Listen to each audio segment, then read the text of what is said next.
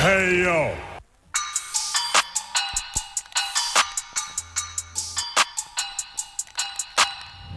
Hey! Read 'em, boys! Welcome to the Cowboys Can Fan Podcast. Read 'em, boys! Yo! Yo! Anth, I don't know. Can you hear the... Oh, I got a double going. We got a double going.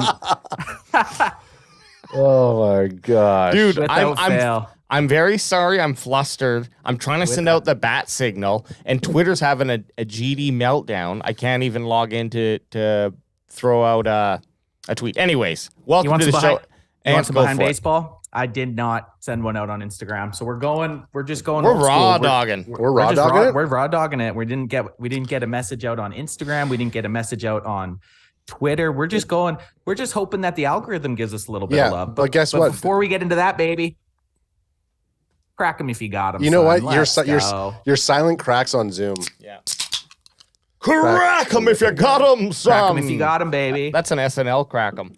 I'm gonna try to get something up here real quick, so give me a sec. But I'll be in and out. I made myself a cran vodka drink, and it's better than this thing that I'm drinking in the skinny can bullshit. But boys, while Alex is doing whatever he's doing, how do we feel post Eagles victory?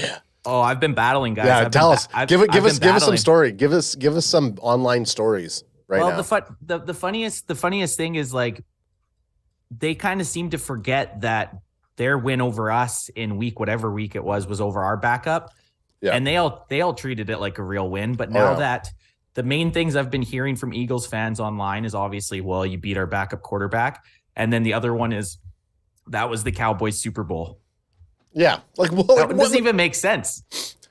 Like, the fact of the matter is the Cowboys' victory over the Eagles is sweet because they've been such a dominating team this year.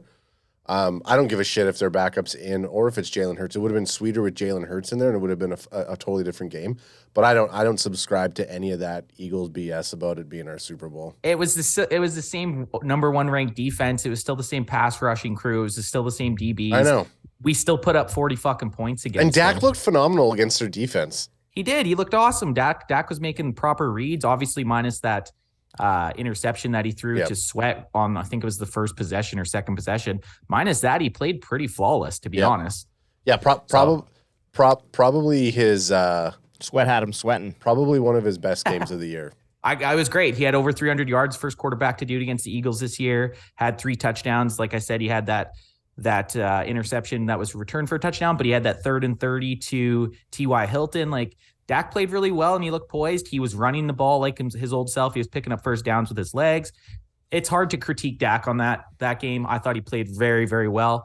The only critique I could really give, and I'm sure I don't really remember what we said in the post game. I don't remember. That's why I wanted to kind of just do a little bit of a summation.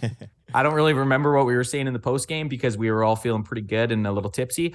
But the only issue is, I mean, we keep seeing us giving up a lot on, like, we still gave up 34 points to their backup quarterback. I mean, that is a little bit nerve-wracking considering it seems like we might have to, instead of leaning on this defense, we might have to lean back on the offense and hope we score 40 points before the other team does, right? So that makes me a little bit nervous going into the playoffs. But you know what? We put 40 points up on the Eagles, and an Eagles victory is always sweet. Yeah, absolutely. And anything that you hear on, like, we needed the victory so that we can, like, get the last laugh against them before, for the last little leg of the season here.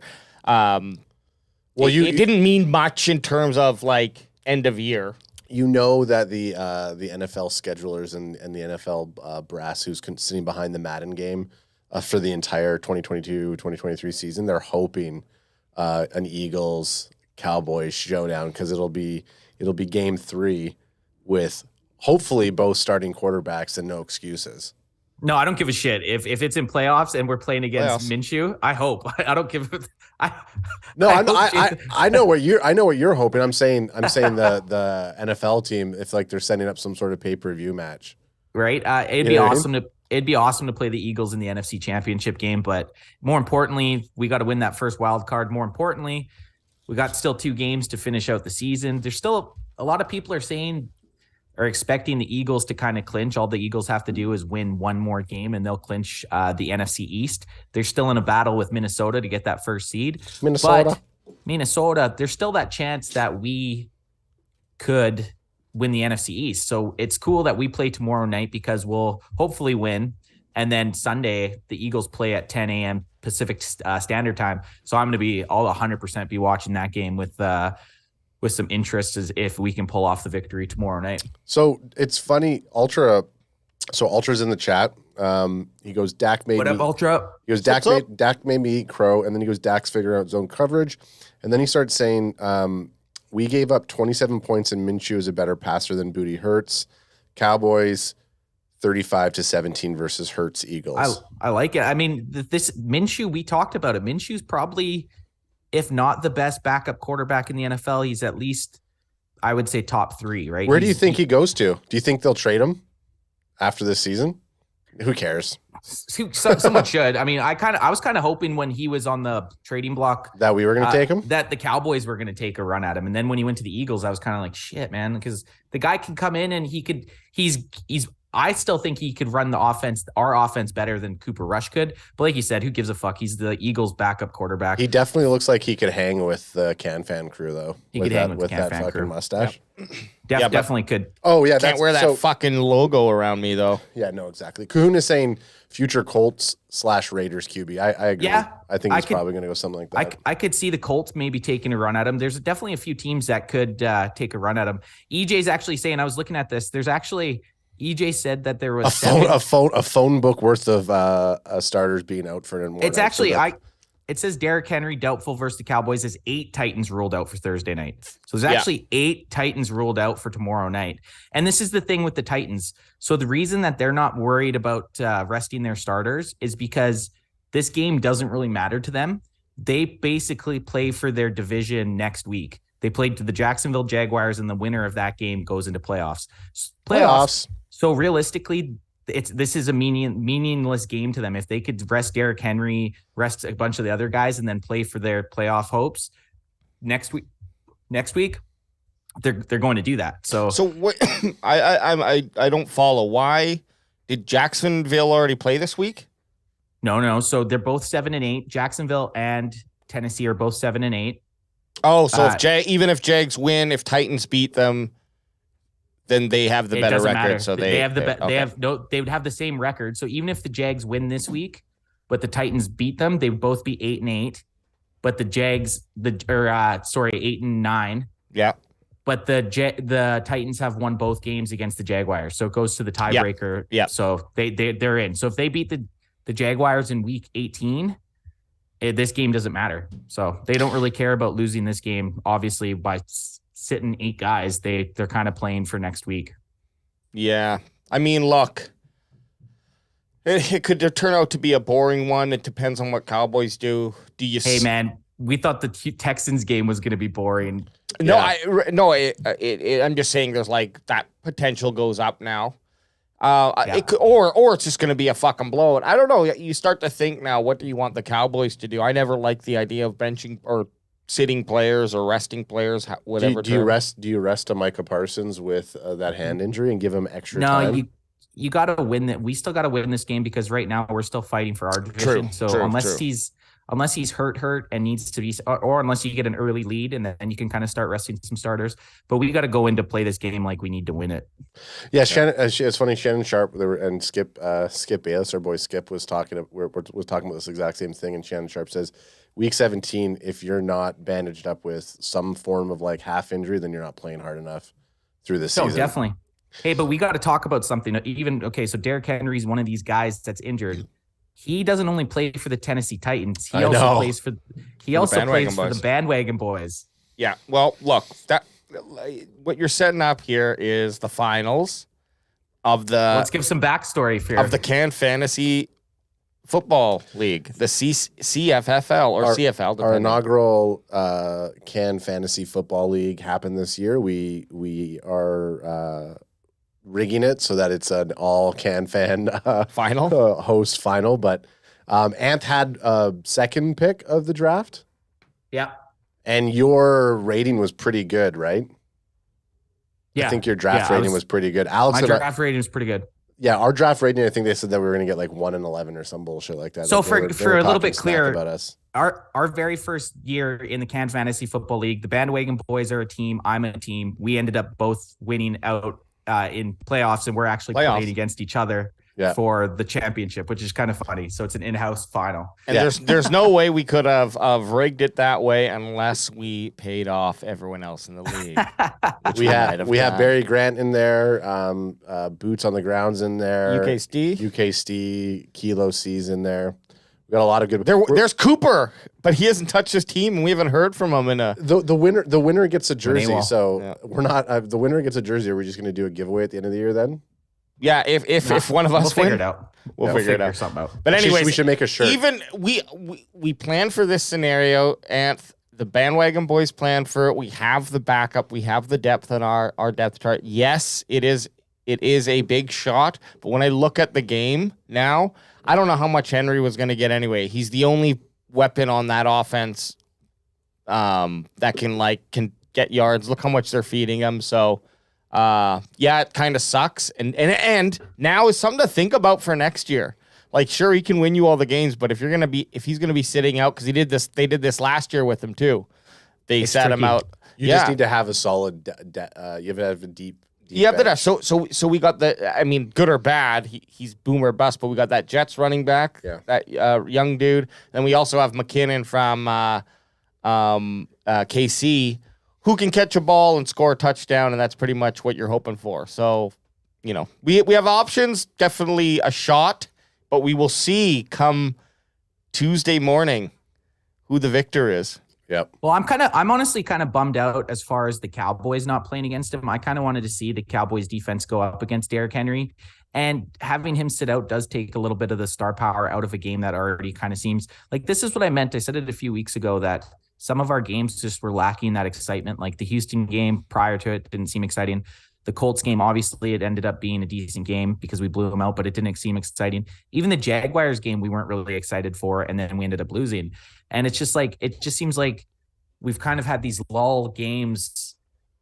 Spank us? And it just kind of takes the wind out of the game. I don't know if that makes sense compared to like if we were playing against like San Francisco or Philadelphia or even the Giants. It just feels like there was this bunch of games, like a stretch of 4 weeks where it was just kind of like, and it might be because we don't play these teams very often. Like I read today that this is going to be the first time the Cowboys have traveled to Tennessee, whatever city they play in Tennessee. This is the first time we've been there in 8 years. So maybe it's because we don't play them very often that it takes the excitement out of it. But I'm just not that excited for tomorrow night's game, to be honest. And it's a Thursday night football game. It's a primetime game. Like they're supposed to be the exciting ones. Yeah, I agree with you. It would have been nice to see us crush Derrick Henry's dreams while crushing the Bandwagon Boys Can Fantasy Football dreams. But I want the win. What about the jerseys though? The biggest news going into this is the jerseys that they're going to pretty much. You mean these sexy little things? Hang on, I have them somewhere. There they are. Courtesy of Dallas Cowboys Squad on Twitter or Instagram, sorry. Those are pretty sweet, man. Like it definitely makes me regret not buying that when we were at AT&T. Yeah, but you had to wear the jersey they were going to wear at AT&T. Yeah. Or do you mean you should have got both? I mean, spent $500 on jerseys. Well, Kahuna's calling me out for not buying a DiNucci jersey, and it's like I still am going to get a DiNucci jersey. You just got to wait. Imagine you would have dropped that burrito on that jersey. Oh, that would have been fine. On that jersey? Yeah, no, that would have been... That's the thing with it. You buy a jersey like that, you got to be pretty careful with any of the shit you touch around the stadium because you drop anything on that and you're completely ruining that jersry. It's tight though. It's gonna look good though. You know what I like about it? It looks like a no-name brand jersey. Like not the no-name brand that we have here in Canada. I don't know if it exists anymore. But like it looks like it's just like brandless. Yeah. They're pretty sweet, man. Sweet. I definitely like them. The helmets are dope too. This is the first time they're wearing these helmets, right? Yeah, that's the first time. Usually they would use the regular gray helmet or silver helmet with the jerseys, and it just doesn't really look as clean. Like, because it, I mean, yeah, it's silver helmets with all white. The white helmet looks pretty sweet with it. White helmet with the white face masks too. Yeah, I guess for our audio listeners, I'm just going to give you a little description. What we're looking at is a white and dark blue jersey of the Dallas Cowboys. Well, when they go white out and it's like when they have the navy, I mean the navy blue or the blue arms, which again it's still up for debate whether you want to call them navy blue or blue, but it has the shoulder pads that are blue, and then the rest of the stuff is a nice royal white. I don't know if it's even a color. No, I don't know. Well, I don't think white's a color. I think white's a shade. Hey, if you're royal, you can make any color royal. Hey guys, some big news out today. Yep, bring it up. About an ex Cowboys wide receiver making some headlines. Get your popcorn ready. Get your popcorn ready. NFL Hall of Famer Terrell Owens at 49 eyes return to the Cowboys. See, at this point, I would never want Terrell Owens back on the team. Not only is he 49, but he was shit talking the offense and Dak earlier in the season. So it's like, why would they ever? I don't know. What do you guys think? Is there any realm where T.O. ends up back in the NFL? I was gonna bring up Alex's screen, but he's looking at some young kid on Instagram right now, so I won't bring up his screen yet. He's trying to find the T.O. thing, but he's looking. I was looking in the wrong. I was looking at Instagram, and I'm like, why the fuck can I search? Yeah. Anyway. Yeah, I don't know I don't know why this. I mean, this comes up every so often. T.O. says he's making a comeback. I can't see it happening at all. 49. It would actually make history. He'd be the oldest person to ever play in the NFL. The current record is 48 years old. I got 3 words for this. And this is all I ever want to say about it. No. Move on. Oh. Just kidding. We can chat about it, but like honestly, absolutely not. What are we even talking about here? What's he gonna do? Come on the practice squad, or become a coach if you're still feeling the love of football? But it's over for you in the NFL. I'm sorry. It's over. It's over for me too, though. So he played in 2010, and then he was, I think, on the Seahawks roster in 2012, but didn't actually play a snap. It's like that's over 10 years ago, man, when he was 39. Yeah. Why would he now be able to turn it around? Yeah, and apparently makes sense. All power to him though for getting this conversation started. But I mean, he's been in contact with teams, including the Dallas Cowboys. Hey, so T.O. wants to come for a tryout. Yeah, maybe off season. Like that's again, this is the Jerry Jones fiasco show. He loves to have how the fuck is this even a headline? Well, so the big thing with T.O. is he blew through all of his millions.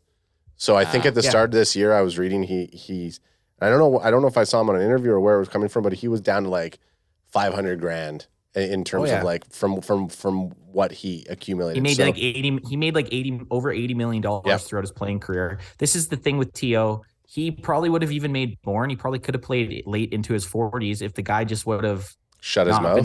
Just not been such a dick to all his quarterbacks. Like every quarterback that he ever played with, he just had to be such an asshole, and he got ran off the field. If the guy would have, even in the time that he got to the Cowboys to the time he retired, because when he got to the Cowboys, he was in his 30s already, and he was amazing still when he played for the Dallas Cowboys. But then he ended up feuding with Romo, Jason Witten, all these other dudes. And it's like, dude, in the NFL nowadays, the wide receiver is never going to get the side of ownership if you have a stud quarterback. You're just never going to win that battle.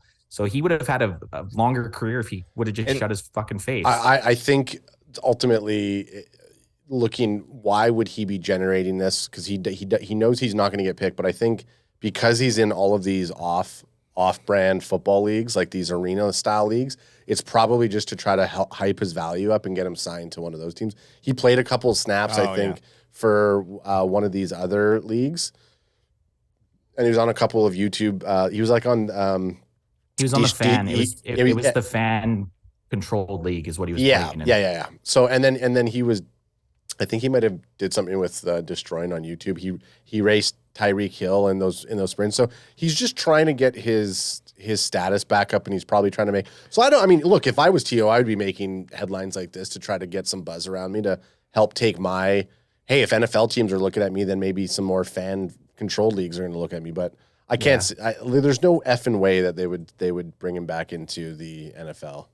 No, but if they did talk about it, it was big Cowboys news because obviously it's gonna bring I mean, it was the biggest thing today talked about. Yeah, everyone was posting about it, but it's not happening. But if the Cowboys do sign him, I'll get his jersey.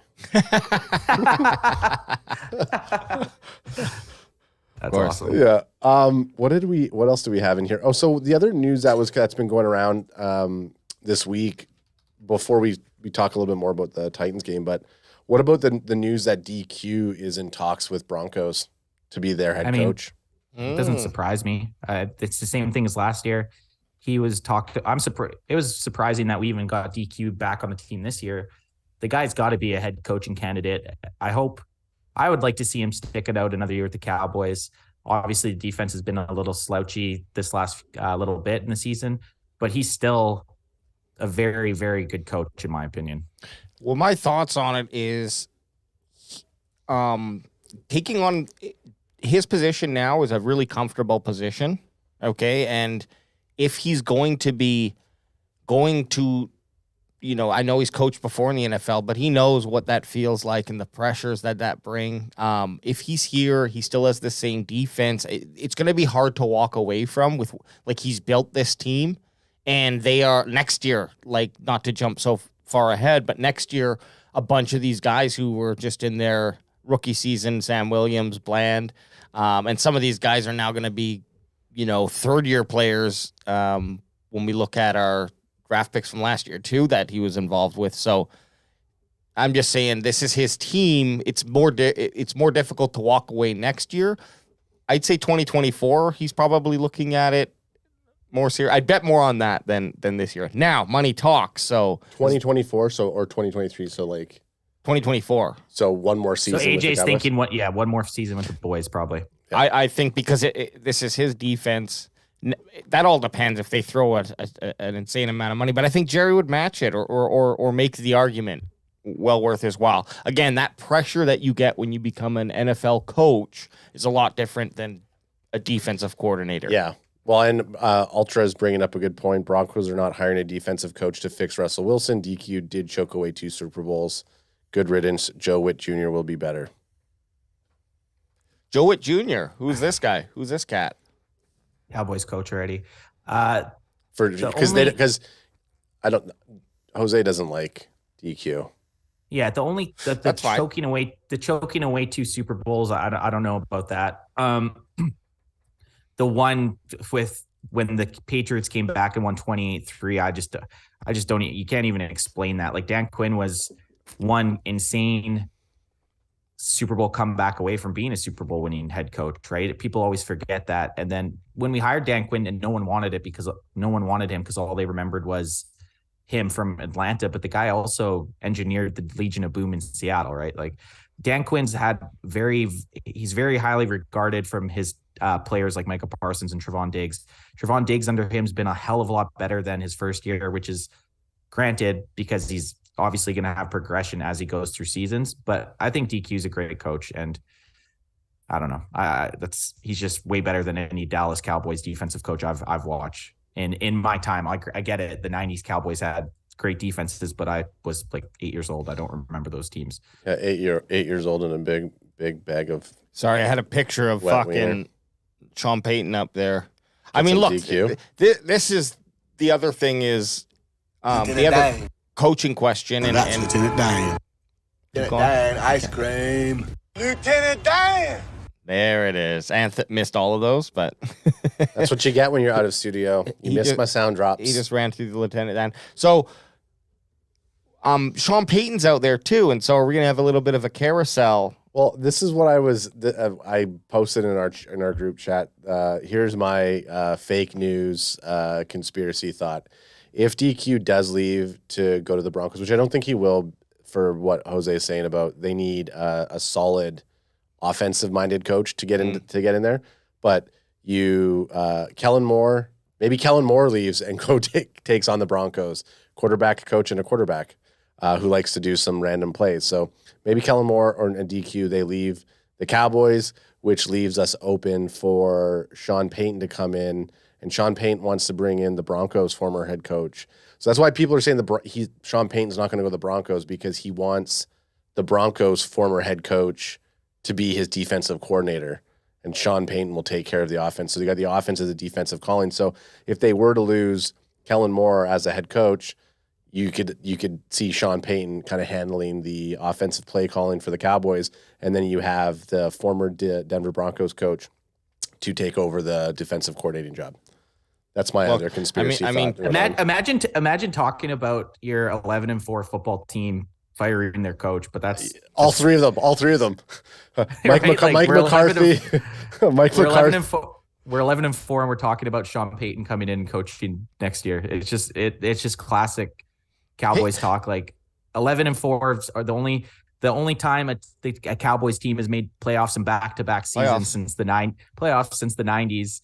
And everyone wants Sean Payton in there instead of Mike McCarthy. I don't want Sean Payton. I don't mind. I'm saying that would just line up timeline wise better for me, because not the Sean Payton thing, because I think he's coming back next year, I guess, if rumors are. Oh, you know what? Rumor has it, but yep. I was gonna say Jose's saying new owner in Denver did not fire Vic Fangio, so maybe there is a possibility that Payton and Fangio go back to the Bronco country to take on that dumpster fire of Russell Wilson, which they only have to last through one more season with Russell Wilson, and then these owners are so fucking deep with money that they'll just probably eat that mistake. What I think, yes, and you can probably find a place for him to go land, I guess. Anyways, but on DQ, you mentioned something, man. The defense has been in a bit of a not nosedive. I won't use that term, but they are a slump, definitely slumping. And thank goodness the offense showed up and started playing really well. As Dak came back, of course, so that's a big help. But it almost seems like we're kind of switching sides now. Where the defense was playing lights out and helping to win football games, and now we're seeing the offense and defense. Well, I'm not saying the defense is losing games. All the turnovers they got. Pardon? Look at all the turnovers. Yeah, no, right. I'm not there, but their play is just noticeably not as efficient, not as effective. I did feel good about watching sounds of the sidelines this week and seeing Micah a lot on there and feeling Why didn't you share it? Oh, I just figured. I thought I was last at the party. It was good. It was a good one this week. It's almost like the cameras, when they're showing the live broadcast, only show Micah when he's like sitting there looking disinterested. But you look at him in the sound of the sidelines, and he was all over the sideline. Oh yeah, cheering on people, but you never see that, right? You just see the shots of Micah sitting there looking like he's looking off into space when you're watching the live broadcast. Because remember, we're like, why does he look so out of it? Yeah. And you watch the sound of the sidelines, and he's not. The guy's getting jacked up. Hey, I got us one thing to say here. So this getting jacked up, jacked off, baby. Jack him up and jack him off. That's the only way to do it. So we crack him if you got. Actually, you know what? Get it in. Hey! Oh, finally we heard it. It's like a little Heldon fart that you did there. Crack him if you got him, baby. So this is the second time this year that the Cowboys have played a 3 games in 12 days. Yeah. This Thursday. So I was watching a few interviews with the guys, and they're saying that they're obviously feeling it from this, but the kind of like the silver lining with that is the time of the season right now, we get our Thursday game, and then they kind of have like a mini bye week going into the last game of the season, and then into the playoffs.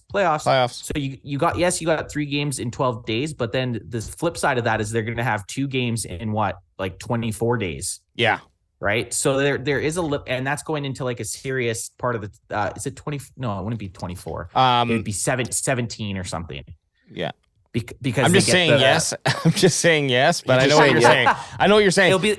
They get the extra 3 days between, they'll get Friday, Saturday, Sunday, right? Extra because they're playing on Thursday night. So it's kind of it's kind of nice that they're going to get a few extra days rest going into the postseason.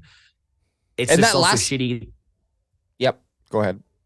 It's just shitty that they're going to be subjective to possible injuries going off of a Saturday game and then playing this Thursday. So hopefully no one gets banged up in this game tomorrow night. This is why I'm thinking if you pull back a couple players, they're still playing, but maybe it's the third and we're feeling comfortable, knock on wood,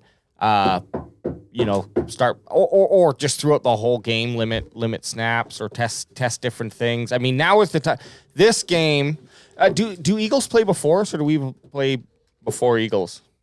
Well, we play tomorrow night, right? Play tomorrow night, so we're playing before the Eagles. So unfortunately, yeah, I was going to say then you could kind of play off that because if Eagles win, then Eagles play on Sunday. Yeah. So, okay. Well, you play to win, but definitely want to shelter any unknown or small lingering injuries that we don't really hear about. I would lean towards protecting that because I think the end of the year game against Washington is going to be one that they come out to play. They're going to want to win that game, and you don't want to lose your last game of the season. You want to have that victory, that good morale feeling. I would assume most guys don't want to go in feeling like it's defeated. Funny. Yeah, it's funny how people fans all of a sudden assume that teams just don't want to go and play on these certain games. It's just games that don't matter. It's I don't know. If you're a professional football player, it's an owner and a coach. It's you're trying to win every game.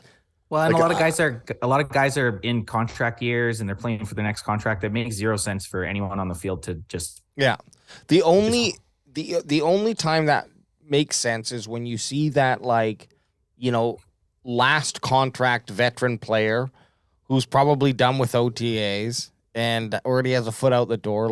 But I don't think anyone steps on the football field and makes it to week 18, week 17 here.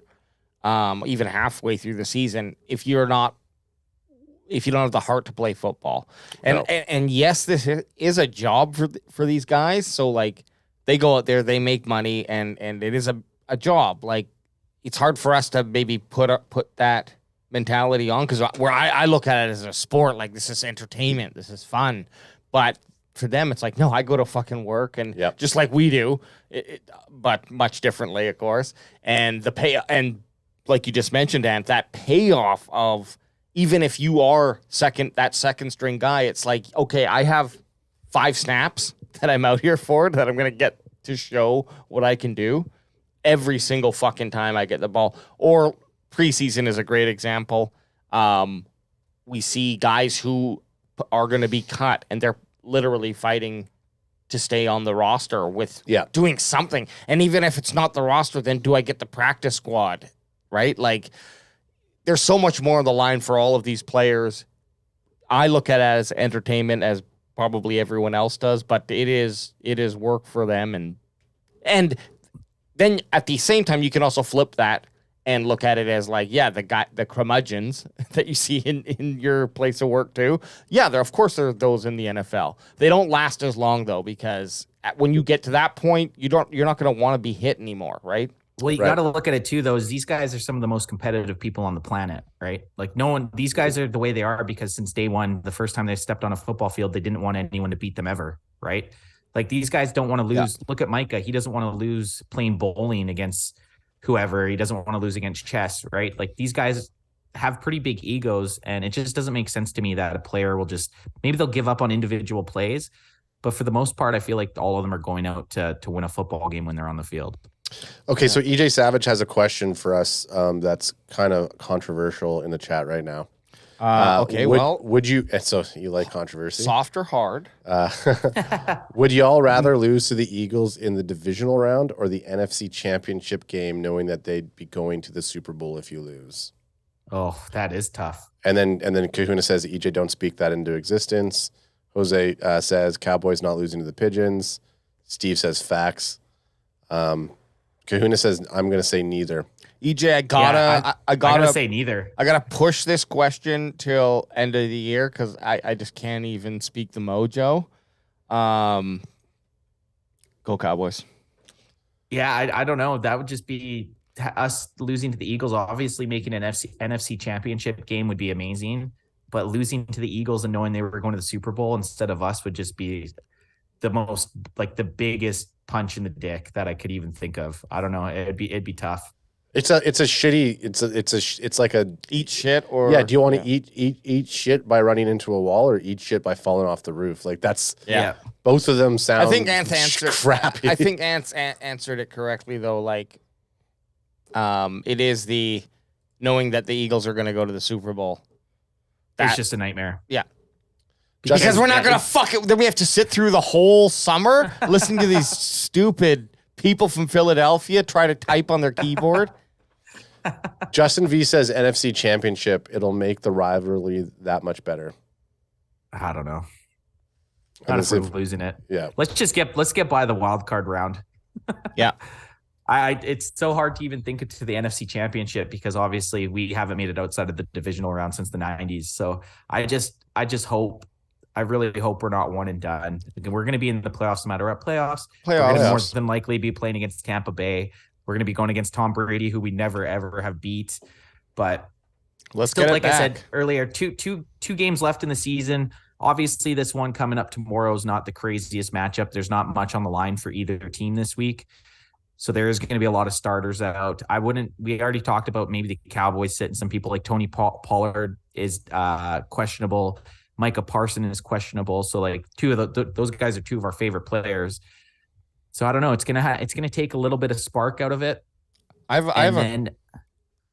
you got, AJ? I have a question for us on the Titans game. What would you like to see in this game if leaving it open that like maybe it's kind of the played out as the quote unquote last game of the season where you can like if Titans aren't playing all their starters, what would you like to see open book?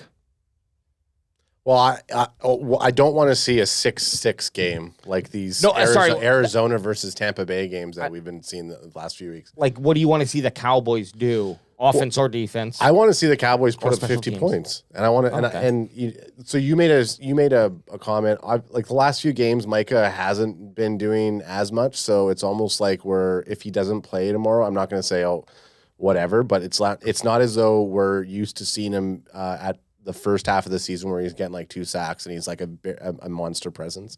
Okay, now he's only gaining 1 sack? Like, what the hell is this? Like, I'm having a great time. I think, Dono, Wilson, or even some more Bland. Like, there's a lot of players that are still going to hype me up on defense if they get any interceptions or some lights out sack lunches on whoever their quarterback is, some backup punk. Mills. And you know what? Give Zeke some more touches. Give Zeke some more touches. Let Ty stretch the field a bit. Let CeeDee Lamb dance. So I want to get CD to 1,400, man. I want CeeDee Lamb to get to 1,400 yards for sure. If TP20 is going to set out a game, I'd rather him set out a game like this than against the Commanders, because I want to see him, get that yardage up on the Commanders. But I've been really excited when I see Zeke on the field this year. I think you do. You get a little red rocket. Yeah, and I think it's probably because I haven't worn his jersey much this year because I feel like I get bad mojo when I wear his jersey. When Alex wore the jersey, we lost. And I think when I wore the jersey earlier this year, we lost. So I'm a big Harry Potter fan. So I believe in magic like that. So I have to go. I have to go with that. Mm-hmm. What I don't want to see is they have their backup. The Titans have their backup quarterback in Malik Willis. I don't want to see him look like John Elway or. He's kind of a scrambling type quarterback. Gardner Minshew putting up points against us is a different story. The guy's an established guy in the NFL. He's won games as a starter in the NFL. He's been there for 4 or 5 years. This Malik Willis, this is his first season. I don't want him to come out there and look like a modern day Michael Vick or modern day Donovan McNabb. I think for our team, for us to feel comfortable where we're at, we need to pretty much goose egg these guys. They don't have their starting quarterback. They don't have Derrick Henry. Those 2 guys out should automatically eliminate any excuse that we can use for the Cowboys. It better be just field goal points if they're going to score any points. Yeah. It's going to be an interesting score prediction that we're gonna have to. Oh pick shit! here later on. I already have mine. I think AJ, what do you want to see? AJ, what are you looking at? What do you want to see for this game? No, that's true. Like, look, what I don't want to see is a another breakout game. Okay, we saw that in Green Bay where Watson came to fucking play. Now, yeah, what made it a little nicer was that he continued to play out those next few weeks really hot. So I was like, okay, it wasn't just us, but still, fucking, that's what we don't want to see. The rise of Malik. I don't want to see any headlines on Friday that are like Malik Willis, welcome to the NFL or something like that. That's what I would write. I'm probably gonna, the editor's gonna have some suggestions for that. But we're gonna be clipping this. I don't want to see Malik, and then boom, he fucking throws for 500 yards or some shit like that. But you are right. If Henry's not out there, there's been like Henry eats up so many carries. There's no one else out there. So that's also a little bit of a scary thing is we don't know what their backup and third string running back are like. So either one of those guys come out and show up. We've seen it in the past where the starter goes down. I can speak of the Browns last year, if you remember, that Richardson showed up and ran for like 180 plus yards or something, and I picked him up and then he did dog shit for the rest of the season. That's what I don't want to see, right? I like the idea of a slow strangle to like 30 plus points. If we get a 50 burger at him, I'll buy you a burger. You're buying me burgers tomorrow night, man. Five guys? Five guys for that 50 burger. If we're it's gonna cost them that much. If we're 24 points or higher at halftime, buy five guys. Okay, sweet. I like that. We got to. Then we'll have it for the end of the game. Here's a good thing for you. Smoke 14. Yeah. Hey, Smoke weed every day. trying to get in as our sugar daddy. Goes, yo, what up, fellas? Go Cowboys. We have we about to have a great game tomorrow. We got this. Owen Drake May is a beast. Good lord. And he tossed us a $10 super chat. Thanks. Oh, nice. Who's Drake? Smoke Who's Drake May? 14. Yeah. Hell yeah. Who's Drake May? He's a beast. You got Google right there, so why don't you look while we're He's a quarterback that's going to be getting drafted next year. Oh, okay, I see. But Justin V also says Malik has 0 touchdowns, 3 interceptions, and 276 yards. So imagine he comes out. Imagine that's what I'm saying. Willis comes out and has even. We can't even have him have a respectable game. Like if 252 touchdowns. Alex was asking what we want to see if we expect to go against the likes of Tom Brady, Jalen Hurts. This Brock Purdy kid that's been lights out, any of these NFC playoff contenders. If we want to play against any of those quarterbacks, we need to put away Malik Willis tomorrow. This is what I want to see. We can't let him play well. I want to see the Cowboys steamroll this team. Now I'm all jacked up. I want to see him come in, fuck it, start everyone, go hard. We're playing like this is the Super Bowl, right? And that's how we're going to play for the rest of the season. That's the type of energy that I think they should come out with. Because we got that resting time. That's what teams that win the Super Bowl are like. They don't give a shit who they're playing against. They're going to play like they're playing against, like you said, in the Super Bowl. So exactly. We need to, I want to see a 50 burger also. You guys convinced me, Ad. Smoke 14 says he's playing right now. Look at his stats, dude. Is so accurate. Wow. And he's a UNC QB. In the offseason, we're actually going to do a little, we're going to have people who come on and we're going to do a little draft prep. 101. Draft prep. Yeah, every week we're going to do draft prep with the bandwagon boys. And we'll have someone on to teach us a little bit about who the fuck we should be looking for and why we should be looking at them. Do you guys want to look at season stats and before we go into game talk? I mean, I thought we've kind of talked about the game, to be honest. But yeah, let's do season stats. Let's get it. Well, in Alex's mind, we've just been playing just a tip. We have it. I thought it was kind of nice, but okay. So yeah, here's our season stats. Dak Prescott. I mean, Anthony, can you see? No. Okay. I'll maybe just pull up ESPN's Dallas Cowboys stats, and then we can. I think Ad just has to put it on the screen. Oh, I will. Sorry. And Steve Chili corrected me. Here's me, old man, being who smoke 14. Yeah. It's actually, he goes, it's actually smoke one for you. Like as I'm reading it, I'm like, okay, yeah. Okay. Yeah. There we go. That's funny. That's hilarious. EJ's saying that he let him on the show. He follows draft. Yeah, of course, EJ. You're going to guide us. Of course, EJ's. Yeah, EJ, you don't have to guide us through this tough time. What am I doing here? Just bring up the screen. There we go. So let's just look at passing. Then we'll go to rushing, and then we'll go to receiving and then defense. For the season? I like it. Yeah, okay. Just looking at the season. I have nothing in the pocket here, except for when we get to rushing. But Prescott, what do you think of his numbers so far? I mean, I'm not showing his most critical 20 touchdowns, 12 ins. So this is the thing with his 12 interceptions. Yeah, it sucks. But if you look at his completion percent, he's got a 69. 69.0. 69, dude. Yeah. Which that's a pretty good completion percentage. Even if you compare it to Cooper Rush, who had 58.4, right? Like 69% of your passes being complete. That's great. A very, very good stat. It's great. And the 12 interceptions is troubling and needs to be corrected. Those can be stakes in the heart, especially for the poor defenders. But you're right. 69% of your completions, I'll take that all day. That's really good. That's solid. I also like his 245 yards per game. That's kind of right in the pocket that I like to see. Because sometimes, Dak can go for over 3. We know he can throw the ball. We know he can he can throw the ball a lot if that's what the game plan is just kind of going to, or if we're on the field a lot and it calls for that. But we also know that there's no problem here rushing the game. And we can see that with Tony Pollard. And no slouch to Zeke. I mean, if you saw these numbers too, he's on pace for 1,000 yards with a couple good games here at the last two seasons. Last two games of the season. Last 2 seasons. With two season of the game. 2 less games. So wouldn't it be exciting? That's something that I don't think has happened, in history, has it been? 2,000-yard rushers? Yeah, that they've had that. I don't think that the Cowboys have never had that. The Cowboys, that's what I mean. Sorry. The Cowboys have never had 2,000-yard running backs. And this actually plays into it. If Tony Pollard doesn't play this week, well, Zeke's going to get a lot more touches, right? Theoretically. So then that does kind of line them up for both possibly getting 1,000 yards. It's doable. It would be nice to see Zeke get 150 yards this game.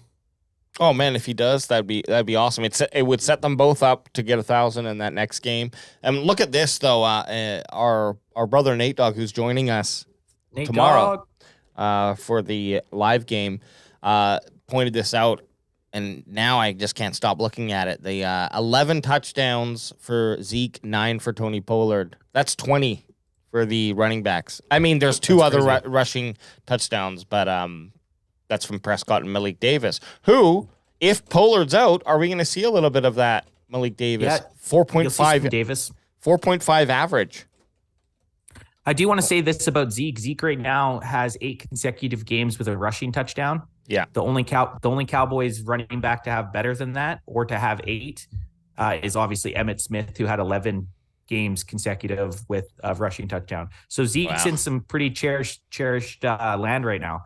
If he gets one this week, which he's very plausible to have, he won't hit. I guess he could still hit Emmett's 11, including playoffs. Postseason. Playoffs. So it's pretty cool that Zeke still has found his role in this offense. Our running backs have found each other's role, and both are super key to this team. Like you said, 20 rushing touchdowns from them combined. Well, this is why I would like to see Davis out there. Crack him if you got him. Don't ever say sorry and try to cut me off from cracking one. I'm sorry. No, I thought you were going to talk. Oh no. Okay. Malik Davis, though, seeing him out there, we want to kind of see what we're looking at next year. Pollard is going free agent, and we already have Elliott's contract. So what's that? Another 2 years, I think. Yep. Left on his at least, right? So 23, 24, yep. Yeah, it wouldn't be bad to see what Davis has got. I've liked what I've seen so far in the regular season and preseason. And so I still want Pollard out there. I have a fucking jersey before anyone else knew who that. No, everyone knew who he was. But everyone knew who he was, but mad respect that you grabbed it, because at that time he was like last season. TB20 was ultimately a backup, not a co-back, basically. Yeah. I will say this: if this is your first time in the chat, hit that like button. Get us some yeah. likes. We haven't said that. We haven't pimped that out yet. Hit that thumb up. It brings more like-minded fans in here. Yeah. And it gives us a hard raging ego. And if you are just an audio listener, subscribe so we pop up annoyingly on your notifications. Hey, we're here. Listen to another show. It's us dudes. Do you think so? I mean, obviously, I never think. No, you don't, and that's the problem. We don't think we do. I forgot what I was going to say. It'll come back to me. Oh, do you think if you look at the team this year and how it feels like it's pretty spread out, like we're not saying, okay, Dak Prescott is the sole reason that we're going to go to the Super Bowl and win. Ezekiel Elliott is carrying this team. Like it's a very, like right now the Cowboys are a very team-centric team. Like we need all the parts to exist on a level. If one person drops off, you can fill it without seeing it fully drop off, which in the case of Dak Prescott, we had Cooper Rush come in and he was able to help keep the ship going. That's similar to what the Pats did for so many years. It wasn't, outside of it being Tom Brady, they didn't have any massive stars on the team that just dominated single stats. So I do like seeing a team spread out the way we are, where you're not dominated by one player who's carrying that team for these wins, or if that player's not there, they're going to completely crumble. The only guy that I'd probably argue that, I mean, obviously Cooper Rush could win us games, but our offense is completely different. But these last like 6 or 7 games, I would argue that this offense is completely different if you take CeeDee Lamb out of it. Yes. Like, True. I feel like CeeDee Lamb has been a very vocal point on the offense. I agree with everything else. Like, I feel like every other position has someone that could step in and still have quite a bit of success. But CeeDee Lamb in the receiving game, look at his difference. He has 50 catches more than our second next wide receiver. Like, are you comfortable going out there with Noah Brown as your leading receiver? No, not really. No. So anywhere else, totally agree. Our running back, if one of them gets hurt, even with Malik Crash Davis, you still have someone that could step in. Our tight ends, you have someone that could step in. Running backs. But wide receiver, I just do not feel comfortable if CeeDee Lamb got hurt. So the only counter to that would be that when Coop was in at QB, he was targeting Noah Brown more than CeeDee. Like, we barely saw CeeDee Lamb in those games. So it's I'm not disagreeing with you. Obviously, with T.Y. Hilton and Michael Gallup, maybe Michael Gallup gets more targets than CeeDee Lamb. You know what I mean? Like, maybe CeeDee Lamb ultimately has been phenomenal these last few games. I love seeing his production, but I would have been, if he was like that this entire season, and he was showing up the way he has, and the connections were there, I would agree with you. But I still think that the wide receiving, like we're still having issues with our wide receiving core. Mm-hmm. So CeeDee Lamb in or out of the game, I think Gallup, we would see more from Gallup. We'd see more productions from 2 of our tight ends, and obviously T.Y. Hilton in the mix now. I think we would see more from him. So if we didn't have T.Y., that other type of veteran receiver coming in, I think I would be in agreement with you, Anth. But I think the elements that they're putting into the team right now is to set that up so that if someone does go down or someone's going to get injured, you do have the reserves. And it's not like you're having... We can't lose CeeDee Lamb. No, of course not. Of course not. We cannot lose CeeDee Lamb. We do not want Adam's experiment to go into effect here. I never said this was an experiment. Cannot this is me saying this is what I've liked, what they've been doing with the personnel on the roster right now. This is what I want to look at for CeeDee Lamb. If I told you, and we did talk about this, so I can't remember exactly, Anth, but I think we said more than what I'm going to say here, but it's close. CeeDee Lamb is on pace to have over 100 receptions, to have close to 1,400 yards, and potentially 10 touchdowns. So let's just say 100 receptions, 1,400 yards, and 10 touchdowns. At the beginning of the year, do you remember what we said? I think it was 100. That's what we said. It was what we wanted. We wanted CeeDee Lamb to have over 100 yards or 100 catches. We wanted him to have over 1450, and then anywhere between 8 and 12 touchdowns. Yeah, so and he's we'd be right happy. on pace. He's right on pace to what we wanted him to have prior to the season. Like the guy's playing like an 88. He's playing like a number one wide receiver. His last 2 games, he put up 120 yards, 26 prior to that against Jacksonville. He's balling out. And I agree with what you were saying. Like without those 91 receptions that he has there, who would they go to? You know what I mean? Like maybe like it's just going to spread out. Like it wouldn't be the same, obviously. And a lot of those are, there you go. A lot of those are some tutties. Just quickly while Alex is bringing that up, I think we're going to do the giveaway pick at the start of tomorrow's game. EJ Savage was asking if we're doing the giveaway. Yeah, we want you to be in studio. Yeah, I want to be in studio for it too. So here's CD's last 7 games since Green Bay. Basically, he's averaged 93 yards, almost a touchdown a game. He has that 2 touchdown potential and 7 receptions. So he's definitely on pace to get the receptions and the yards. So that's what Dak Prescott. He was pretty much the last 7 games. He's averaged 93 a game. If that's over a season, that's almost 1,600 yards in a season.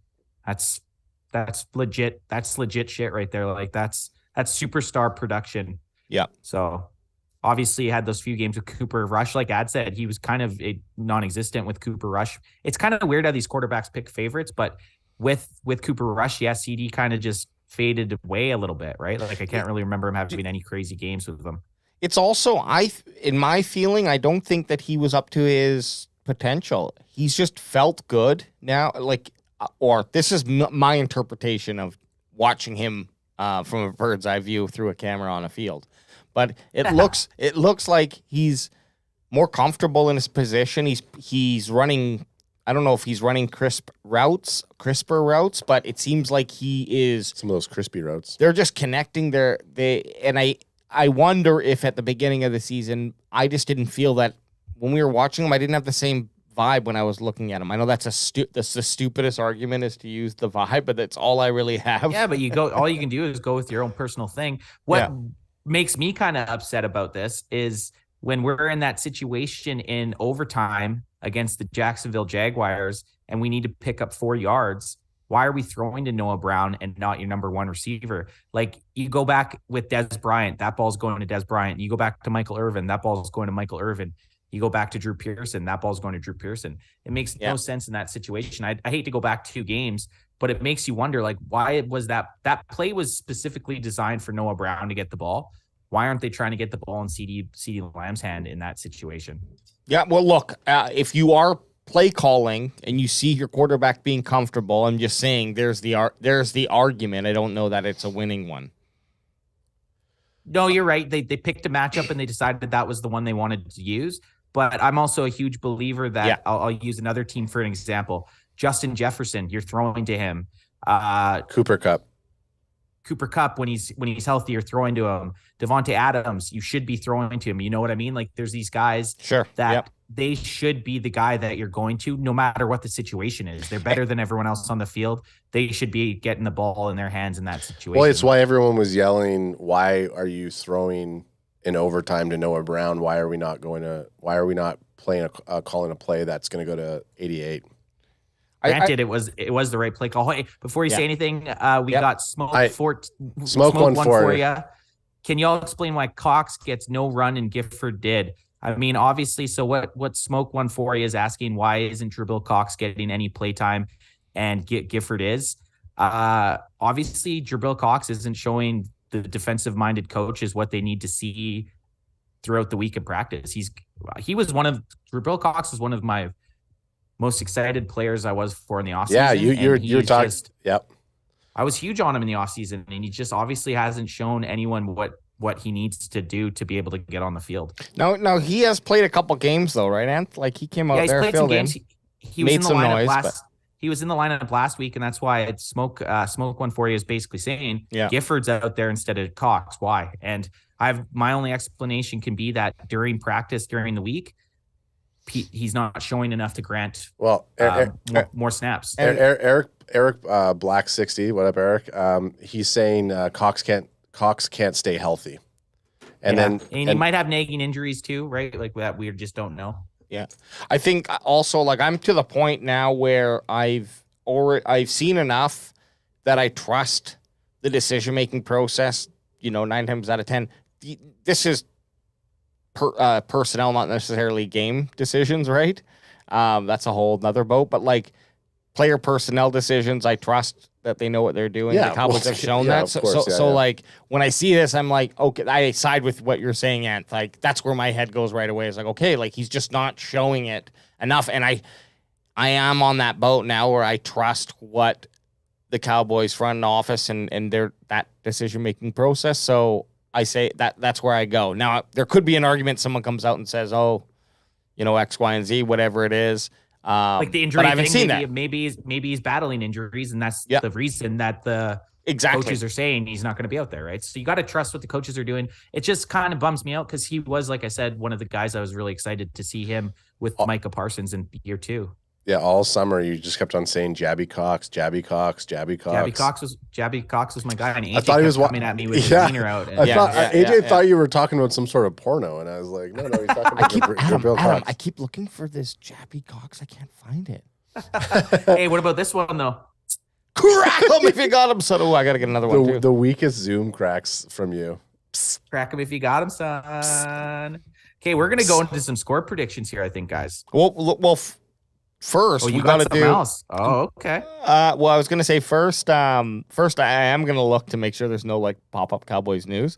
But first, you can shut this down for a second. Sorry. Well, audio listeners, Adam just has my screen up still. I sorry. just wanted to move it off so I can do some searching. But what I want to bring up is we usually do what the Cowboys have to do to beat the team, and then what does the team have to do to beat the Cowboys. I like that. It's fun. Do you want to do that one? Yeah, let's do it. Well, Anthony, where'd you go? Anthony! Oh, for audio listeners, Ant just disappeared into the beach, and now he's back. It looks windy on there. It looks kind of spicy. He got taken away. When I said you want to do that, and I hit my hands down, and it knocked the camera over. One thing I do want to mention is we had a fun time. We had a fun time on Christmas watching. And this goes back to something I was going to mention at the beginning of the podcast, but I still think it's warranted. The you brought up like the NFL rigging games. Well, they do kind of do that with the season where they like match teams up. They're like, this is going to be a great game. For example, Denver Broncos on paper at the beginning of the season versus who was the Rams. The Rams on Christmas Day would have been a great game. Oh yeah, turns out 2 4-4 teams and Russell Wilson fucking. I mean, who knows what's going to happen with that guy. But both of the games on Christmas Day were just terrible. Like you have Broncos, Rams, and then Tampa and Arizona. Like they just were not. But at the beginning of this, Tampa and Arizona looked like it was going to be an amazing matchup going into the season. One thing the NFL does, though, is they do a lot of divisional games for Week 18 with the hopes that it's going to come down to these two teams playing for the division, which actually worked out for Jacksonville and Tennessee. So obviously that's not they're not huge markets. They're not going to draw, but imagine it came down to, cause we're playing the Commanders week 18, right? Imagine it came down to us versus the Commanders. The winner gets into playoffs. And this has happened in the NFC East in the past. We've played the Eagles, winner goes into playoffs, and the Eagles beat us. We did the same thing with the Commanders a couple years ago, and we beat the Commanders and made playoffs. So it's playoffs. They do a good job at setting it up for Week 18 division matches. That's a smart bet. It's a smart bet. Like, no matter what, but when you do these ones like on Christmas where you're going, okay, team X versus team Y, they were both good in last year. And the Broncos versus the Rams is just the epitome of how bad a team that was good last year can just crumble. Oh, both teams, though, how quickly it can just flip. Yeah. It's crazy. Hey. Crack them if you got them.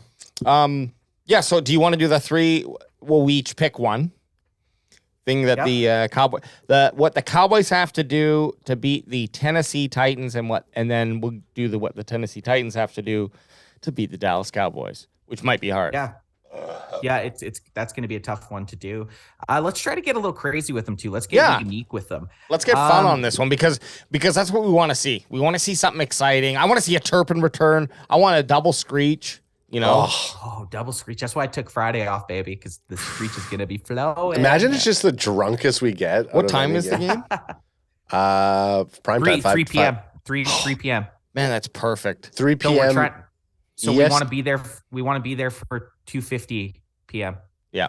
Oh, it's 3 p.m. Adam, PST. wink, wink, wink. Oh, sorry. No.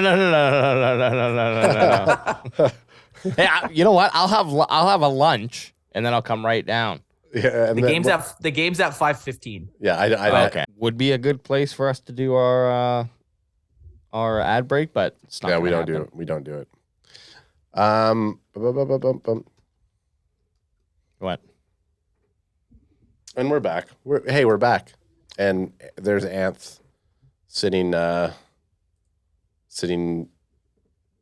It's just us and a beach without Anth, so I'll just go here, just you and me. That's okay.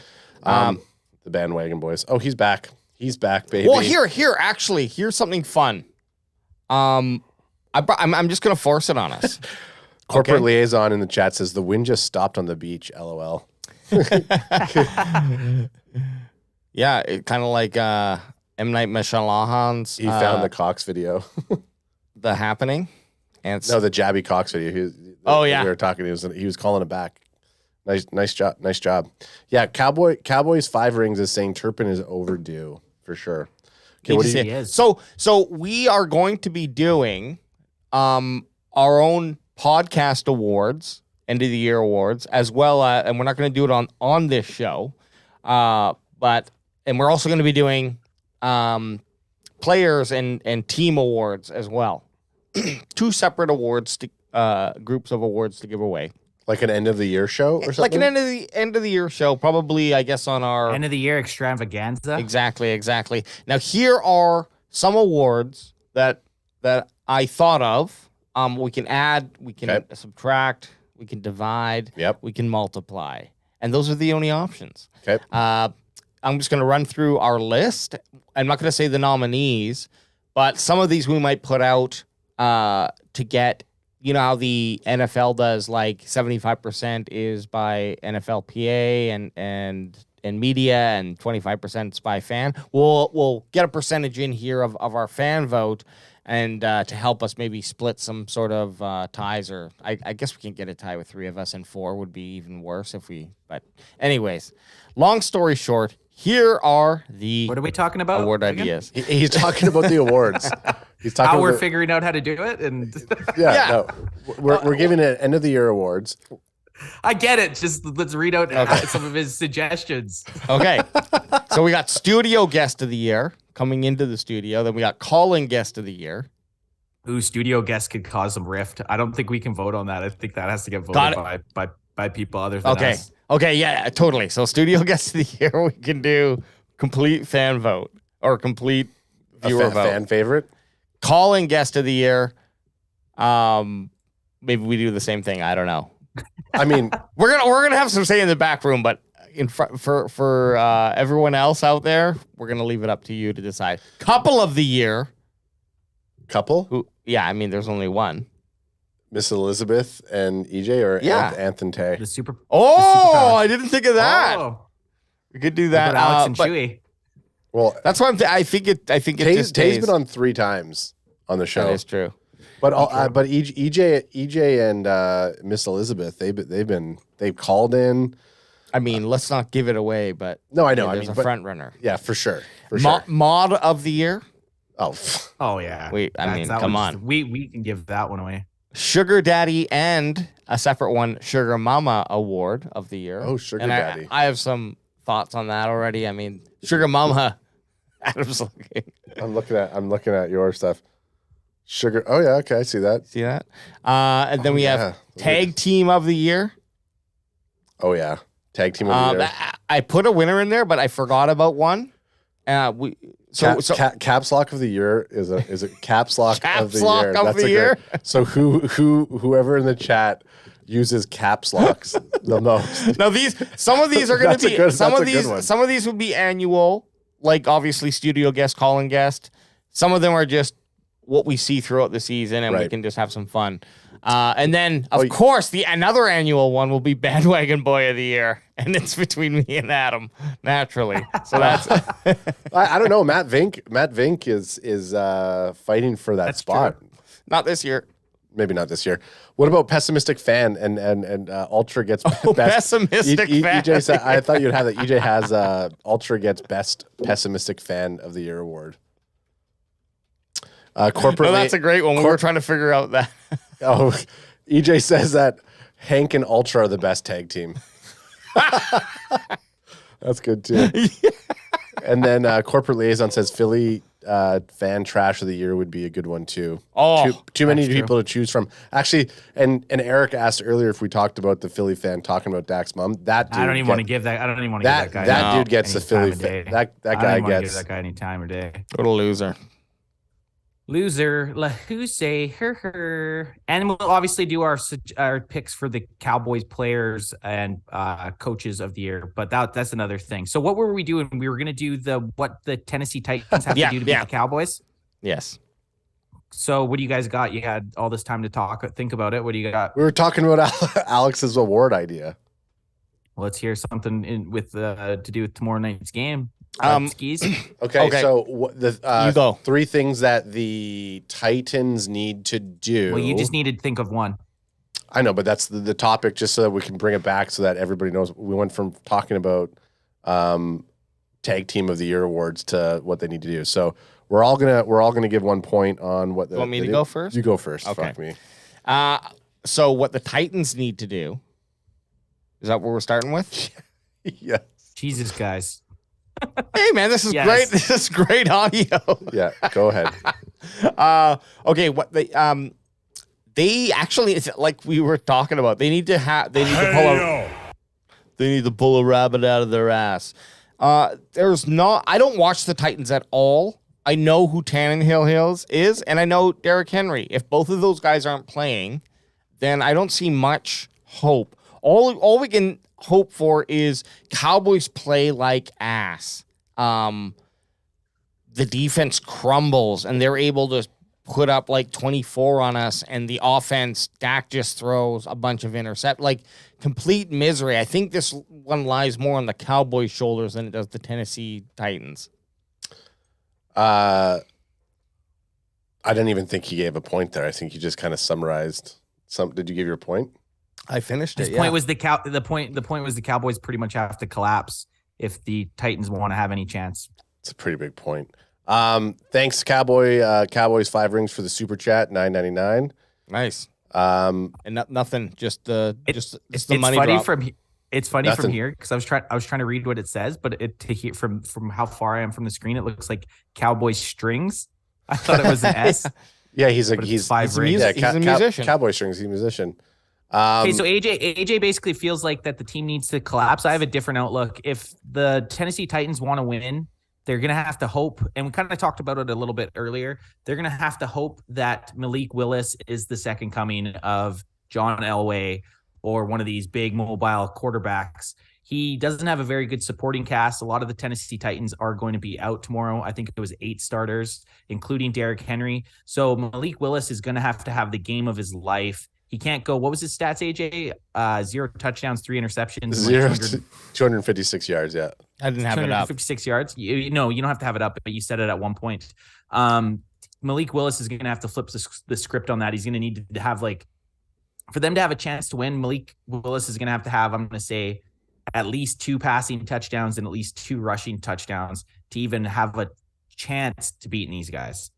I just don't see it, but if the Titans were to do something, Willis has to have an absolute ball of a game. Did I call him Malik Davis at one point? Yeah, you did. I don't know if you did or not. So I'm going to go totally opposite of what you're saying, but I think regardless if the backup running back's in, if Derrick Henry is not in fact playing, I still think they need to run the ball a majority of the time against the Cowboys. They need to, Let's get crazy. Let's get crazy though.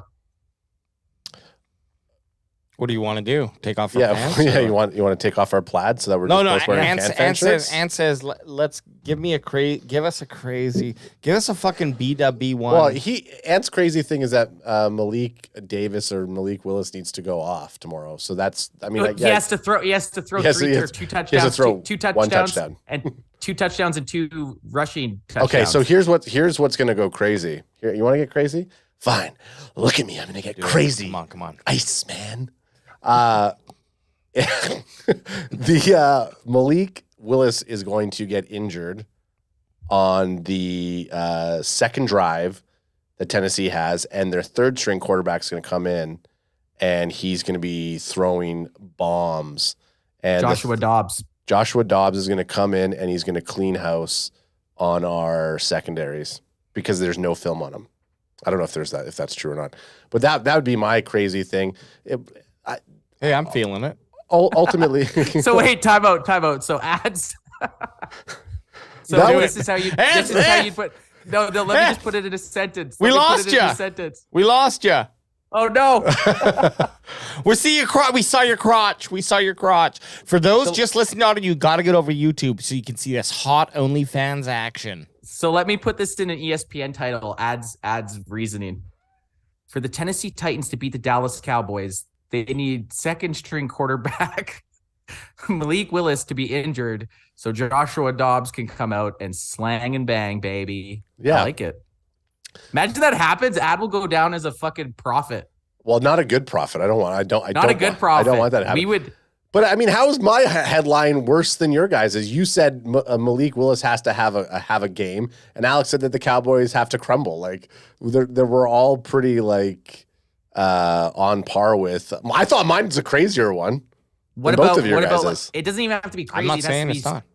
I'm just saying the Cowboys have to have 4 turnovers, or the Titans have to hold the Cowboys to under 200 yards total offense. A reverse bold prediction. Or the Cowboys have to, the Cowboys have to give up 50 points, something. My problem is I don't know enough about the Titans players. And since they have an entire 32-man roster injured tomorrow, I definitely don't know. I definitely don't know there's 60 players. Like, when the Cowboys the Titans need to have 7 sacks. Dak Prescott needs to throw 4 interceptions. You're not wrong on that. You're not wrong on that one. I do like that you went with their quarterback has to get injured. And the third string has to come in, because that might be what it actually has to take. That actually might be the only thing that could save them. Maybe we end up seeing Josh Dobbs because Willis does nothing. Yeah. Real talk though. We saw what happened with the Jacksonville Jaguars and the run game. Etienne Jr. just made himself look like he was one of the top backs of the year. So it is a little bit worrisome if we do not have Derrick Henry. They've been prepping for Derrick Henry. Who knows what their backup running back's going to do? What about Haskins? Cool name. I think I Haskins. actually picked him up one year in fantasy football and dropped him. Fucking dope name. Yeah. So what about the Cowboys? What are they going to have to do to win here against those Tennessee Titans? Well, I'm going to start off here. Nate Dogg's telling me to be careful about predicting injuries. I'm not clairvoyant like Nate about injuries. Nate's not allowed to predict any injuries tomorrow. You know what Nate's predicting? He goes, my boldie is that we're drinking Screech whether we like it or not. I mean, hey, I like it. And then he goes, see you tomorrow with a surprise 5th member. I think your 5th member already spoiled who's coming. Yeah, we already know the 5th member. Do we have any way of getting him a headset? Yes. And a mic. Who's the 5th? Who comes with Nate? Oh, Father Adrian? Yeah. It's going to be Wolfpack. But okay, for the Cowboys to beat the Titans, they basically just need to the exact opposite. Actually, I had it until you started talking about Nate. Are you reading a Blogging with the Boys article or something? Like, what are you doing? Are you trying to look over like that? Do you want one of us to shoot off? Yeah, because I got to think about what I was saying. I'll go first again. Okay, go for it, Bach. I think they need to come out there and play like they did against the Minnesota Vikings and just really give the fans a nice hoorah going into this long break before we play Washington. I mean, we're coming off this win against the Eagles where they were still talking shit, and as expected. So shut up any naysayers. Here's what we want. We want the Cowboys to finish with like one less loss or two less losses, I guess, is the most. But it'd be nice if the Eagles lost. But just to fucking keep it close. I mean, I'm still holding on to the hope that the Cowboys can get that 2 divisional title win that has not been done in the NFC Beast for, what, a decade? 2002, I think. Oh, shit. 2 decades. So, but yeah, just come out there, play hard, play to win. Who gives a shit who we're playing? Let's put up a 40-50 burger. And that means coming out there and scoring on the first 2 drives. So it's been a little bit of a problem. I know they've been better at it lately than earlier in the season, at least up from what I remember here. And I do remember the first 2 quarters at least in all our games. Maybe not after halftime. Okay, I got a good one. For the Cowboys to win tomorrow night, they need the Tennessee Titans to completely crumble. Hey, you son of a bitch.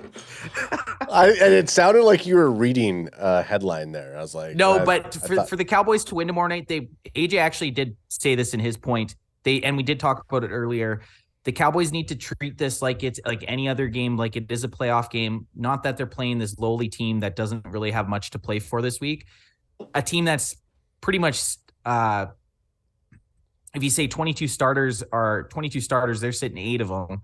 You got to play them as a team that's coming out flying that could still potentially beat you. For us to truly beat a team, you have to have that mindset. You have to have that killer instinct mindset, which the Cowboys have lacked this year. They basically just have to go in there and start off fast and finish hard. They have to have a complete 60-minute game, which we've yet to see. Maybe Minnesota. Oh yeah, okay, you're right. Minnesota was a 60-minute game. That one in 16 ain't good odds. And we were there live. That literally was like a 60-minute game. We beat them. We beat their asses literally from the first series till the very end. That was such a beatdown. I'm so glad we were at that game. It was a great game to be at. It was a great game to be at. So I think that by the end of the second quarter, so going into half, it's going to be 27-0 for the Cowboys. So you could buy burgers. You could so that Alex is buying us burgers. He's going to spend $50 on Five Guys burgers for a 50 burger win against the Titans tomorrow night. I think you kind of summarized it. It wasn't really one thing that you said, because if you're going to play a complete 60-minute ball game, there's a lot of things that have to happen for us to do that. But I do think that we're gonna see we're not going to see any 3-and-outs tomorrow. We can't have 3-and-outs happen the way that they've been happening to us all year long. I think we're going to ground and pound, and Zeke's going to chew up some of that yardage. He's going to get 150 yards tomorrow. So I think we're going to be very, very strong in our run game. Specifically, if TP20 is out, I think Zeke's going to come in there and he's going to say, okay, I'm going to show this team that I can still carry it without TP20. Even if Crash Davis is going to come in and get a couple snaps himself too. But yeah, I think we're going to see an even production in terms of running and throwing, but we're going to connect on our plays. We're not going to see any 3-and-outs tomorrow. That's primarily the biggest thing, is no 3-and-outs, and I think that's my key to victory for tomorrow. I like it. 27-0 going into half. I hate 3-and-outs. I hate 3-and-outs as well. Suck. 3-and-outs absolutely are terrible. They're just so awful. They literally are the worst thing to watch. It's just like, especially at the very, very, very first series, a 3-and-out, especially when you get the ball. Like when we start with the ball in the first 3 plays, it's just like play action pass, incomplete, run it for 2 yards, throw it again, incomplete. It's like, okay, let's kick it. That is literally such a gut punch. I'm always like, I want the ground and pound. Like I want to see the runs, because I think that's what we do need to do. But it did feel so fucking good to see that 3rd and 30 throw to T.Y. Hilton, because we haven't seen a lot. We haven't seen like any of those types of plays from them boys this year at all.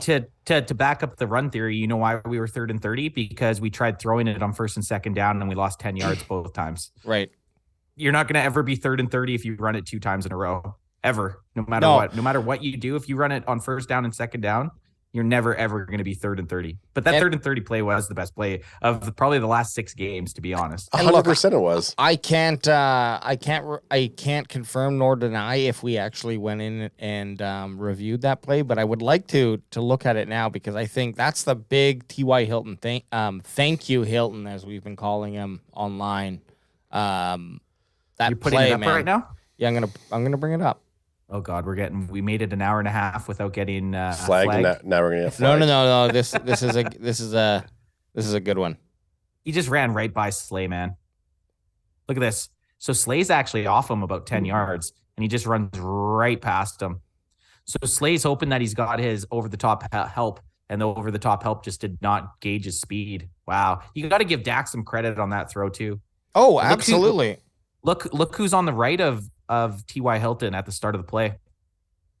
Look who's lined up beside him. Turpin time.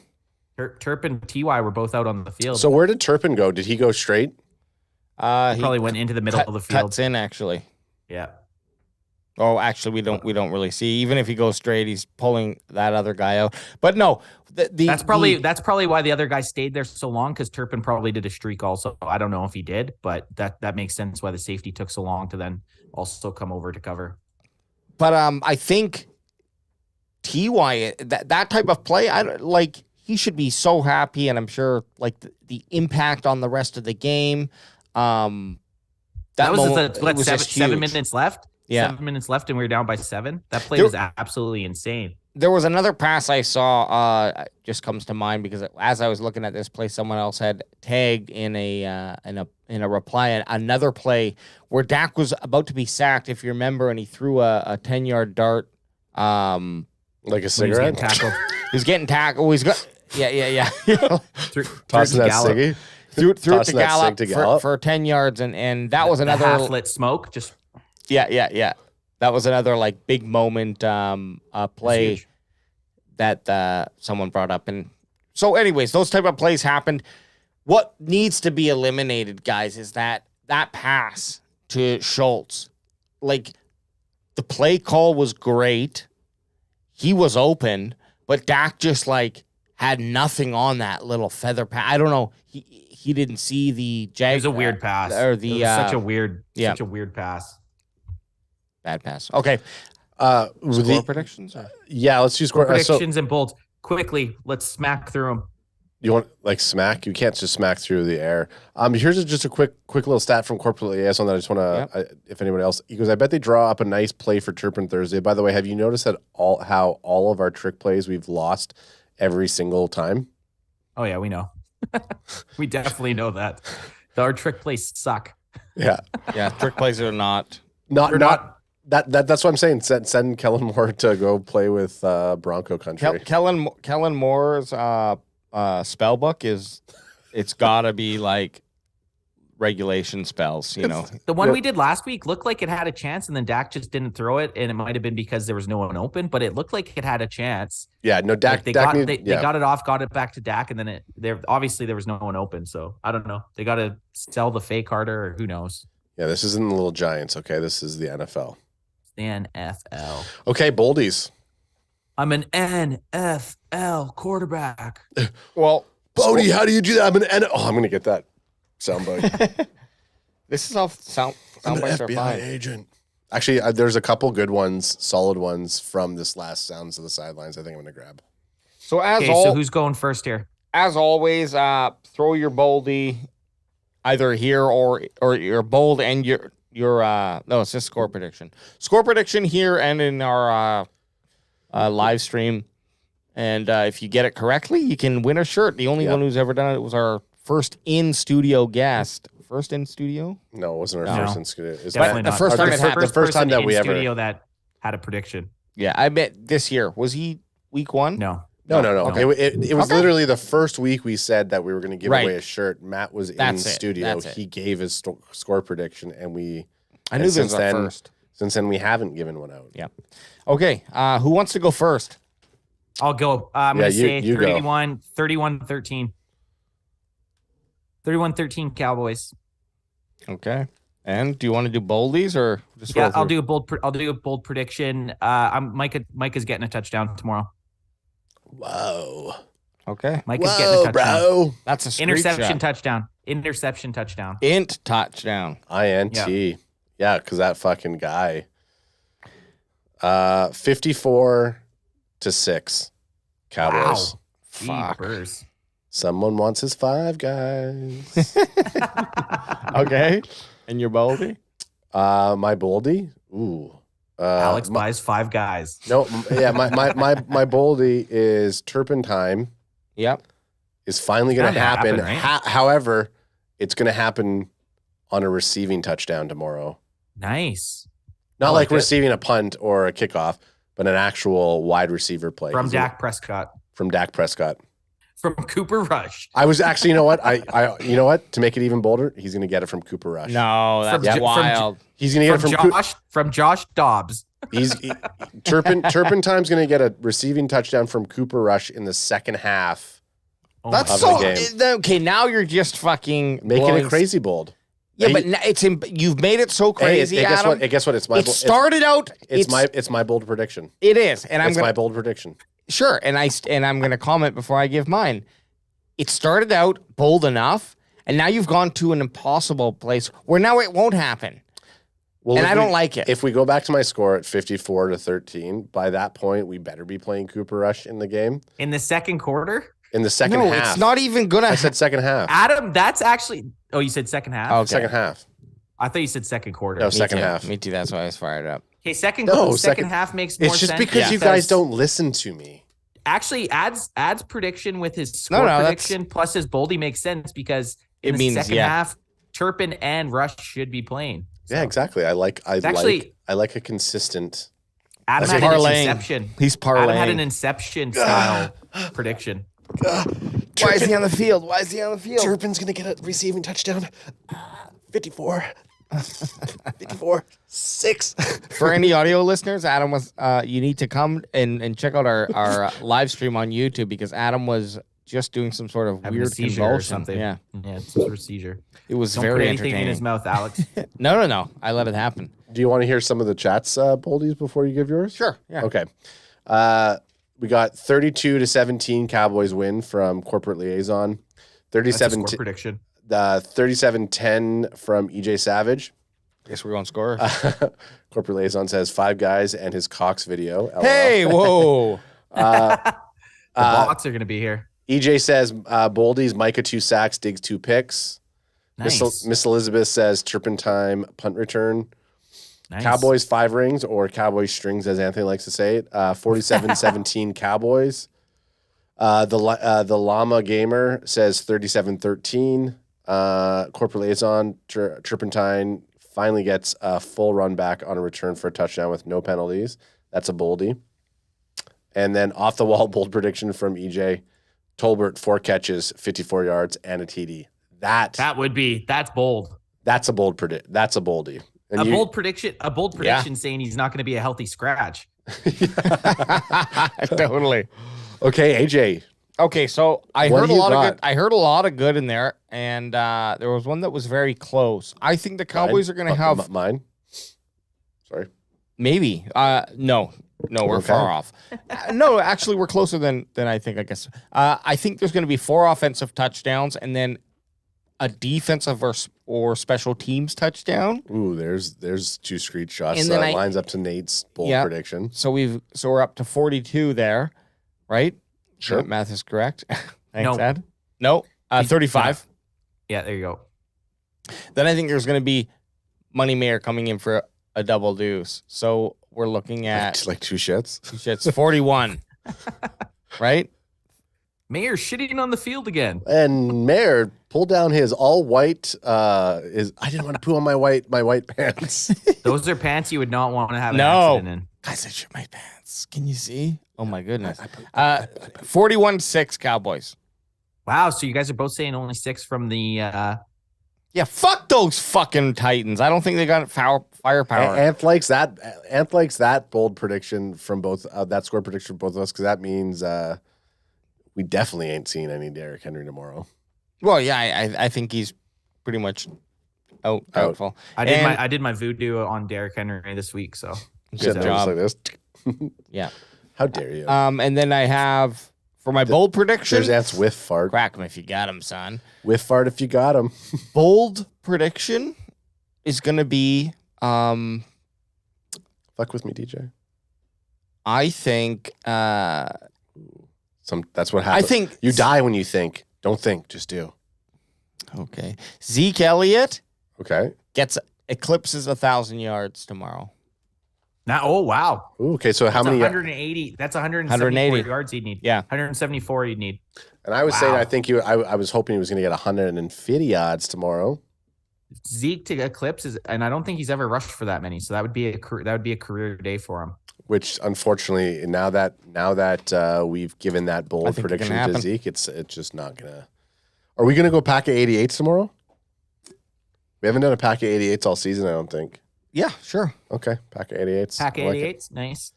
What are you gonna wear? What time are we going live tomorrow, guys? Oh, game's at 5. I thought the game was at 4:45? I thought the game was at 3. The game's at 3. Well, for setting up purposes, what time? If you want me here at 3, I'll be here at 3. Oh gosh, no. Be here whenever you want to be here. I'll be at Ad's place tomorrow at about 4:15. Okay, I'll meet you here. But I got a shower and stuff there too. Oh, so we'll shower. So you and Ants will shower together. Yeah, we'll get a quick shower. And all right, so we will be live. I'm going to say 4:45, just so anyone in chat has a chance. That's 4:45 Pacific Standard Time. That is 7:45 Eastern Standard Time for the bandwagon boys over there, who I'm about to challenge in the CFFL championship game and beat them. We out. Hey! I can never hear this. I can never hear the sound when you guys are doing it, so I just have to roll with it.